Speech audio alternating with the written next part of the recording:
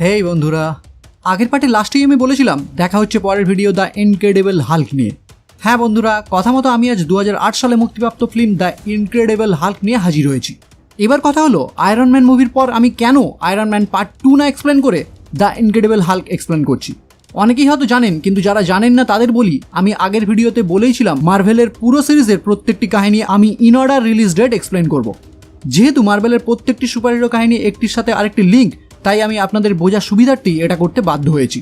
আমি যখন ভিডিওটি বানাচ্ছি তখন এই মুভিটির IMDb রেটিং 6.7 আউট অফ 10। যাই হোক, আর বেশি সময় নষ্ট না করে সোজা চলে যাব মেন স্টোরির দিকে। কাহিনীর শুরুতেই আমরা দেখতে পাই 2005 সালে ভার্জিনিয়ার কালভার ইউনিভার্সিটিতে ইউএস আর্মি জেনারেল থান্ডারবোল্ট রস সাধারণ সেনাবাহিনীদের জন্য সুপার সোলজার সিরাম বানাতে চায়, আর এই কাজের দায়িত্ব সে দেয় তার মেয়ে এলিজাবেথ আর তার মেয়ের বয়ফ্রেন্ড ব্রুস ব্যানারের উপর। এবার ওই সিরামটি তৈরি করার পর এক্সপেরিমেন্টের জন্য ব্রুস নিজের শরীরেই প্রথম প্রয়োগ করে, কিন্তু সিরামটি পারফেক্ট না হওয়ায় ব্রুস ওই এক্সপেরিমেন্টে একটি বিশাল বড় দানবে মানে হাল্কে পরিণত হয়। আর হাল্কে রূপান্তরিত হওয়ার পরই সে নিজে না চাইলেও সেখানে উপস্থিত সবাইকে মেরে আহত করে সেখান থেকে পালিয়ে যায়। কিন্তু এরপরই আমরা দেখতে পাই সে পার্মানেন্টলি হাল্কে পরিণত হয়ে যায়নি, সাময়িকভাবে তার শরীর চেঞ্জ হলেও আবার সে তার নিজের রূপে ফিরে আসে। কিন্তু যখনই যে কোনো কারণবশত তার হার্টবিট বাড়তে শুরু করলেই সঙ্গে সঙ্গে সে আবার হাল্কে রূপান্তরিত হয়। আর এই ঘটনার ফলেই ব্রুস তার গার্লফ্রেন্ড মানে জেনারেলের মেয়ে এলিজাবেথকেও আহত করে ফেলে। তাই সে যখন আবার নর্মাল অবস্থায় ফিরে আসে তখন তাকে দেখার জন্য হসপিটালে আসে। কিন্তু এখানেই জেনারেল তাকে দেখতে পেয়ে সেনাবাহিনীদের আদেশ দেয় তাকে ধরার জন্য, যাতে জেনারেল ব্রুসকে একটি হাতিয়ার হিসেবে ইউজ করতে পারে। কিন্তু ব্রুস এইসব বুঝতে পেরেই সেখান থেকে পালিয়ে যায়। এরপর এখান থেকে সিন শিফট হয় 5 বছর পর, মানে 2010 সাল, যেখানে আমরা দেখতে পাই ব্রুস সবার থেকে লুকিয়ে এখন ব্রাজিলের রোজিনা ফাভেলা নামের একটি জায়গাতে চেষ্টা চালাচ্ছে সে কিভাবে এই হাল্ক হওয়া থেকে নিজেকে মুক্ত করতে পারে। এই কারণেই সে একটি মেডিটেশন ক্লাসেও জয়েন করেছে, যাতে সে তার নিজের রাগকে কন্ট্রোল করে তার হার্টবিটকে কমিয়ে রাখতে পারে। আর হার্টবিট কন্ট্রোলের জন্য সে তার নিজের হাতে একটি ঘড়িও পড়ে সবসময়, কারণ তার হার্টবিট যখনই 200+ হয়ে যায় তখনই সে সঙ্গে সঙ্গে হাল্কে রূপান্তরিত হতে শুরু করে। এখানে আমরা এটাও জানতে পারি সে একটি কোল্ড ড্রিঙ্কসের কোম্পানিতে চাকরি করে। এবার ওই কোম্পানিতে একদিন কাজ করতে করতে হঠাৎ তার হাত কেটে এক ফোঁটা রক্ত নিচে একটি চলতে থাকা মেশিনে কিছু বোতলের ওপর পড়ে যায়।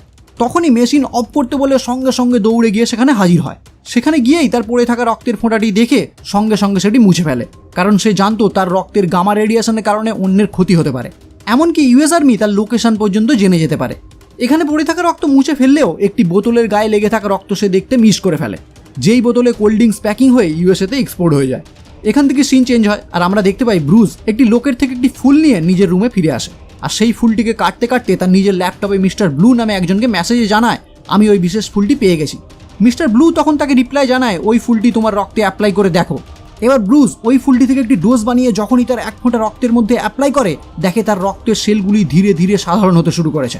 কিন্তু কিছুক্ষণ পরেই দেখতে পায় ওই সেলগুলি আবার হাল্কের ডিএনএতে রূপান্তরিত হচ্ছে, মানে তার এই এক্সপেরিমেন্টটিও ব্যর্থ। এবার সে মিস্টার ব্লুকে জানায় তার এবারের এক্সপেরিমেন্টও ব্যর্থ হয়েছে। তখন মিস্টার ব্লু তাকে জানায় তোমাকে সামনাসামনি দেখা করতে হবে, যাতে আমি তোমার উপর এক্সপেরিমেন্ট করতে পারি। কিন্তু ব্রুস তাকে জানায় সামনাসামনি দেখা করা আমার পক্ষে খুবই বিপজ্জনক।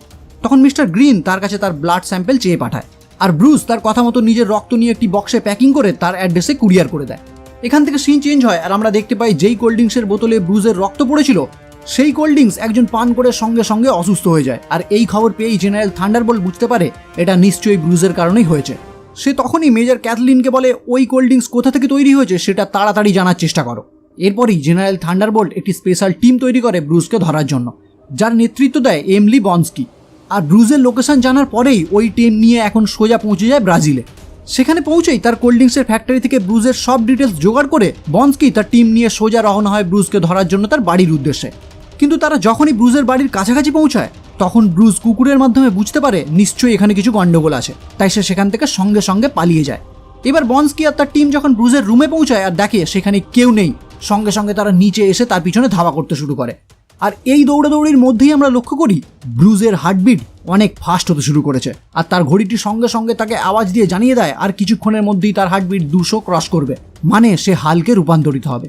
এজন্যই সে এক জায়গায় দাঁড়িয়ে জোরে জোরে শ্বাস নিয়ে তার হার্টবিট কন্ট্রোল করে আবার দৌড়াতে শুরু করে। এরপর ব্রুস একটা পর্যায়ে একদল গুন্ডার সাথে ধাক্কা খায়, যাদের সাথে সে এর আগে ওই কোল্ড ড্রিঙ্কসের ফ্যাক্টরিতেও ঝামেলায় জড়িয়ে পড়েছিল।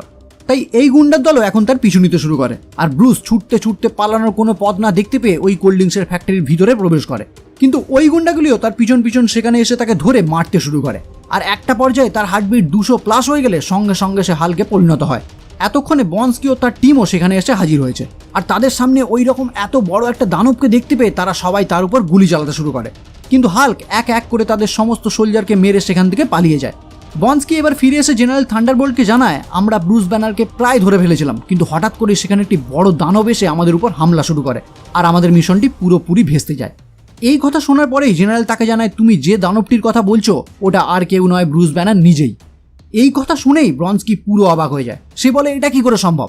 সে কি করে ওই রকম একটা দানবে পরিণত হচ্ছে? জেনারেল এইবার সব কিছু তাকে খুলে বলে। সে জানায়, আমি চেষ্টা করেছিলাম আমাদের সোলজারদের কিভাবে সুপার সোলজার বানানো যায়, আর সেই মতো আমি একটি সিরাম বানানোর চেষ্টা করেছিলাম, কিন্তু সেই কাজ করতে করতেই এক্সপেরিমেন্টের একটু ভুল হওয়ার ফলে ব্রুস নিজে ওই সিরামে এফেক্টেড হয়ে হাল্কে পরিণত হয়। বন্সকি তখন জানায়, আমার কাছে যদি এইরকম শক্তি থাকতো তাহলে আমি আপনাকে অনেক হেল্প করতাম। এই কথা শোনার পরেই জেনারেল তাকে একটি ল্যাবে নিয়ে গিয়ে তার কাছে থাকা একটি সুপার সোলজার সিরাম তার উপর ইনজেক্ট করে, যাতে ব্রুসকে ধরতে তাদের আরও সুবিধা হয়। অন্যদিকে আমরা দেখতে পাই ব্রুস তাদের কাছ থেকে পালিয়ে গিয়ে যখন আবার নর্মাল অবস্থায় ফিরে আসে, সে লক্ষ্য করে সে একটি জঙ্গলের মধ্যে পড়ে আছে। সেখান থেকে কিছুটা এগিয়ে জঙ্গলের মধ্যে একটি রাস্তায় একটি গাড়ির কাছে হেল্প চায়, আর ওই গাড়ির ড্রাইভারের সাহায্য নিয়েই বেরিয়ে পড়ে জঙ্গল থেকে। এরপরই সে সোজা পৌঁছে যায় ভার্জিনিয়ার কালভার ইউনিভার্সিটিতে, যেখানে সে নিজে একসময় এক্সপেরিমেন্ট করত। তাই সেই এক্সপেরিমেন্টের কিছু তথ্য নেওয়ার জন্য ব্রুস ইউনিভার্সিটির ভিতরে প্রবেশ করতে গেলে লক্ষ্য করে কোনো কার্ড ছাড়া সেখানের গার্ড কাউকেই ভিতরে প্রবেশ করতে দিচ্ছে না। তাই নিরুপায় হয়ে সেখান থেকে ফিরে আসার সময় সে তার গার্লফ্রেন্ড মানে এলিজাবেথকে দেখতে পায়, কিন্তু দুর্ভাগ্যের বিষয় তার সাথে এখন অন্য কারোর সম্পর্ক। এটা দেখে মন খারাপ করে সে এখন সোজা পৌঁছে যায় তার পরিচিত একজন ভদ্রলোকের কাছে, আর তাকে রিকোয়েস্ট করে আমার একটা থাকার জায়গা আর একটা জব চাই। তখন ওই ভদ্রলোক তাকে তারই পিৎজা রেস্টুরেন্টের একটি রুমে থাকার জায়গা দেয়, আর সাথে পিৎজা ডেলিভারি করারও কাজ দেয়। এবার একদিন ওই কালভার ইউনিভার্সিটিতেই পিৎজা ডেলিভারি করতে গিয়ে সুযোগ বুঝে ব্রুস যে ল্যাবে এক্সপেরিমেন্ট করতো সেখান পর্যন্ত পৌঁছে যায়, আর সেখানে পৌঁছেই একটি কম্পিউটার থেকে সে ওই এক্সপেরিমেন্টের কিছু তথ্য জোগাড় করার চেষ্টা করে, কিন্তু লক্ষ্য করে ওই কম্পিউটারে তার রিসার্চের কোনো তথ্যই আর নেই, সব তথ্য আগে ভাগেই মুছে ফেলা হয়েছে। এবার সে ওই কম্পিউটার থেকেই আবার মিস্টার ব্লুকে টেক্সট করে আর জানতে চায় সে কোনো উপায় বের করতে পেরেছে কিনা, কিন্তু মিস্টার ব্লু তাকে জানায় এখনো পর্যন্ত সে কোনো রাস্তাই খুঁজে পায়নি। তাই ব্রুস এখন ফিরে গিয়ে ঠিক করে সে এখানে আর থাকবে না, কারণ এক জায়গায় থাকা তার কাছে খুবই রিস্কের। তাই সে ওই পিৎজা রেস্টুরেন্ট থেকে তার ব্যাগপত্র গুছিয়ে সেখান থেকে বেরোতে যাবে, ঠিক সেই টাইমে সেখানে হাজির হয় তার গার্লফ্রেন্ড এলিজাবেথ। তাকে দেখেই ব্রুস সঙ্গে সঙ্গে সেখানে লুকিয়ে পড়ে, কিন্তু এলিজাবেথ তাকে ঠিকই দেখে ফেলে, আর তাকে দেখতে পেয়েই তার কাছে গিয়ে এলিজাবেথ বলে, তুমি প্লিজ যেও না, তোমাকে আমি 5 বছর অনেক খুঁজেছি, কোথায় ছিলে তুমি এই 5 বছর?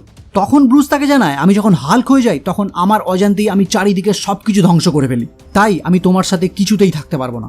কিন্তু এলিজাবেথ তার এই সব কথা শুনতে কিছুতেই রাজি ছিল না, এই জন্যই সে তার সাথে করে ব্রুসকে তার বাড়িতে নিয়ে আসে। আর এতদিন ধরে ব্রুস তার ওই এক্সপেরিমেন্টের যে তথ্যগুলি খুঁজছিল সেই পুরো তথ্যটি এলিজাবেথ একটি পেন ড্রাইভে ব্রুসকে দেয়, আর বলে যখন ইউনিভার্সিটি থেকে আমাদের ওই এক্সপেরিমেন্টের সব তথ্যগুলি মুছে ফেলা হচ্ছিল, আমি তখন সবার আড়ালে ওই তথ্যের একটি কপি পেন ড্রাইভে তুলে রেখেছিলাম। আর এই ফাইলগুলো পেয়েই মিস্টার ব্লুকে পাঠানোর জন্য পরদিন সকালেই তারা দুজনে মিলে আবারও ওই ইউনিভার্সিটির সামনে গিয়ে হাজির হয়, কিন্তু সেখানেই থান্ডারবোল্ট বন্সকি তাদের পুরো টিম নিয়ে হাজির হয় ব্রুসকে ধরার জন্য। ব্রুস তাদেরকে দেখেই সঙ্গে সঙ্গে সেখান থেকে পালাতে শুরু করে আর দৌড়ে একটি লাইব্রেরির ভিতর ঢুকে পড়ে। প্রথমে সে তার কাছে থাকা ওই পেন ড্রাইভটি তার মুখের মধ্যে ঢুকিয়ে নেয়। এরপর আমরা দেখতে পাই এক পর্যায়ে সেনাবাহিনীর পুরো টিম তাকে ঘিরে ফেলে তার উপর 2টি স্মোক গ্রেনেড ছোড়ে, আর ওই গ্রেনেডের ধোঁয়াতেই ব্রুস হাল্কে পরিণত হয়।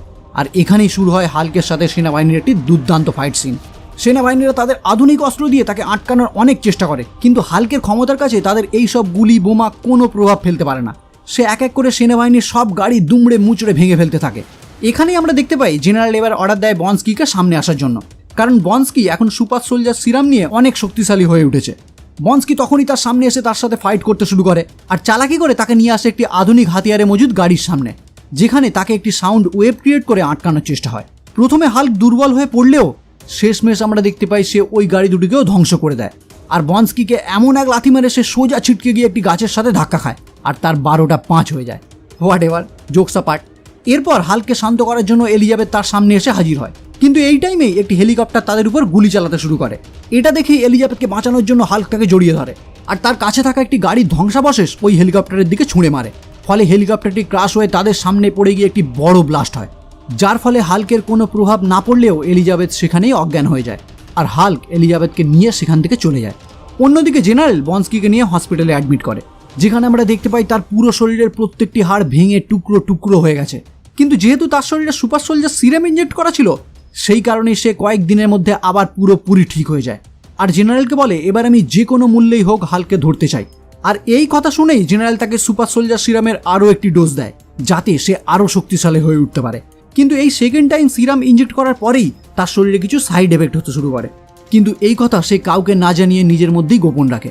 এদিকে দেখা যায় ব্রুস আর এলিজাবেথ মেক্সিকো থেকে নিউ ইয়র্কে যাওয়ার জন্য তৈরি হতে শুরু করেছে, যাতে তারা মিস্টার ব্লুর সাথে সামনাসামনি দেখা করতে পারে, কেননা একমাত্র মিস্টার ব্লুই পারবে তাকে এই হাল্ক থেকে মুক্ত করতে। কিন্তু যাত্রাপথে একটি জায়গায় মিস্টার ব্লুর সাথে চ্যাট করার ফলে আর্মির টিম শিল্ডের প্রোটেকশন থেকে জেনে যায় ব্রুস কার সাথে কথা বলছে, আর সেখান থেকে আমরা জানতে পারি মিস্টার ব্লুর আসল পরিচয় স্যামুয়েল স্ট্রেন, যিনি একজন সেলুলার জীববিজ্ঞানী। তাই জেনারেল এই খবর পাওয়ার পরই তাদের পুরো টিম নিয়ে আবারও রওনা হয় স্যামুয়েল স্ট্রেনের ঠিকানার উদ্দেশ্যে, কারণ জেনারেলের মনে হয়েছিল ব্রুস নিশ্চয়ই তাদের সাথে দেখা করতে যাবে। অন্যদিকে আমরা দেখতে পাই সত্যি ব্রুস আর এলিজাবেথ পৌঁছে গেছে স্যামুয়েলের কাছে। স্যামুয়েল ব্রুসকে দেখেই জানায়, আমি দেখে বিশ্বাসই করতে পারছি না আপনি এই রকম, আমি তো ভেবেছিলাম হয়তো ভয়ানক কাউকে আমি সামনে দেখতে পাবো। ব্রুস তখন তাকে সব কথা খুলে বলে। সে বলে, আমি সব সময় ওই রূপে থাকি না, আমার হার্টবিট যখন বাড়তে শুরু করে আমি ধীরে ধীরে হালকে রূপান্তরিত হই, আর তখন আমি দিক বিদিক শূন্য হয়ে সামনে যাই পাই তাই ধ্বংস করে ফেলি। স্যামুয়েল তখন তাকে জানায়, আমি তোমার ব্লাড স্যাম্পেল থেকে একটি অ্যান্টিডোট বানিয়েছি, কিন্তু সেটা এখনও আমার ফাইনাল এক্সপেরিমেন্ট করা হয়নি। কিন্তু তাও ব্রুস সিদ্ধান্ত নেয় ওই অ্যান্টিডোটটি সে নিজের উপর প্রয়োগ করবে, কারণ সে যে কোনো মূল্যেই হোক এই হাল্ক থেকে মুক্তি চায়। তাই স্যামুয়েল প্রথমেই ব্রুসকে একটি বেডে শুইয়ে তার হাত পা ভালো করে বেঁধে তাকে শক দিতে শুরু করে, আর শক দেওয়ার সঙ্গে সঙ্গেই ব্রুসের হার্টবিট দ্রুত বাড়তে শুরু করে, আর ধীরে ধীরে সে পুরো হাল্কে পরিণত হয়। সঙ্গে সঙ্গেই স্যামুয়েল ওই অ্যান্টিডোটটি হাল্কের উপর প্রয়োগ করে, আর ওই অ্যান্টিডোটটি হাল্কের উপর প্রয়োগ করার পরই আমরা দেখতে পাই হাল্ক ধীরে ধীরে আবার ব্রুস হয়ে ওঠে, মানে পুরোপুরি নর্মাল হয়ে যায়। এরপর কথায় কথায় স্যামুয়েলের কাছ থেকে ব্রুস জানতে পারে তার পাঠানো ব্লাড স্যাম্পেল অধিক মাত্রায় স্যামুয়েল তার ল্যাবে গচ্ছিত রেখেছে, যাতে ভবিষ্যতে সে ওই ব্লাড স্যাম্পেল থেকে আরও অনেক রিসার্চ করতে পারে।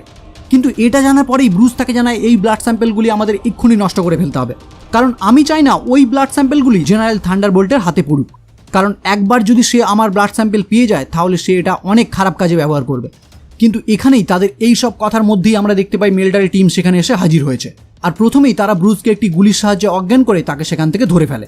এরপর তাকে একটি স্ট্রেচারে বেঁধে পুরো টিম ফিরে যাওয়ার পথে রওনা হয়।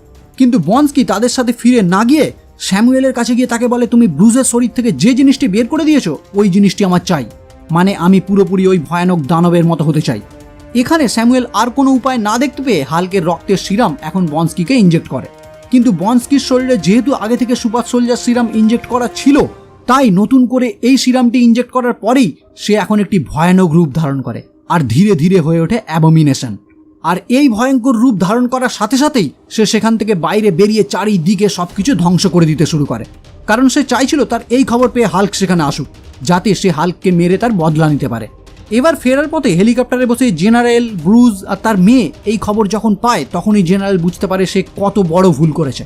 ব্রুস তখন ঠিক করে ওকে একমাত্র থামাতে পারে হাল্ক, তাই আমাকে এখনই যেতে হবে। কিন্তু এলিজাবেথ তার এই কথায় একদমই রাজি হয় না, কারণ ব্রুস নিজেও জানে না সে আর হাল্কে পরিণত হতে পারবে কি না, কারণ তাকে কিছুক্ষণ আগেই অ্যান্টিডোট দেওয়া হয়েছে।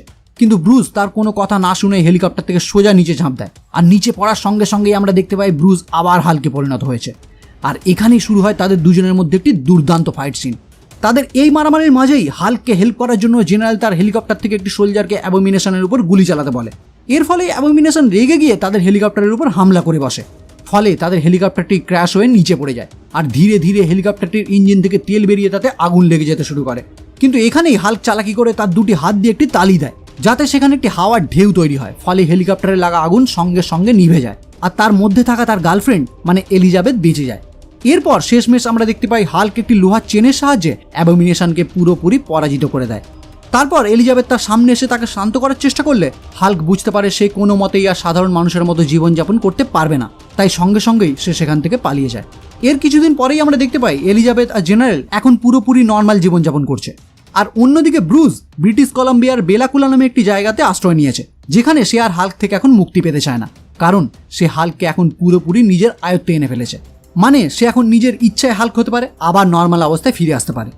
এরপর ফিল্মের একদম লাস্ট সিনে আমরা দেখতে পাই আমাদের প্রিয় টনি স্টার্ক দেখা করে জেনারেল থান্ডারবোল্টের সাথে, আর তাকে বলে আমরা যদি একসাথে মিলে একটা টিম তৈরি করি তাহলে কেমন হয়। তখনই থান্ডারবোল্ট তার কাছে জানতে চায় আমরা মানে কারা, আর এখানেই মুভিটি শেষ হয়। তো বন্ধুরা, কেমন লাগলো আজকের ভিডিও? যদি ভালো লাগে তাহলে অবশ্যই লাইক করো, কমেন্ট করো, শেয়ার করো, আর এইরকম ভিডিও সবার আগে পেতে চ্যানেলটি অবশ্যই সাবস্ক্রাইব করে বেল আইকনটি ক্লিক করে দিও। তাহলে দেখা হচ্ছে পরের ভিডিও নিয়ে, আর ততক্ষণের জন্য বাই।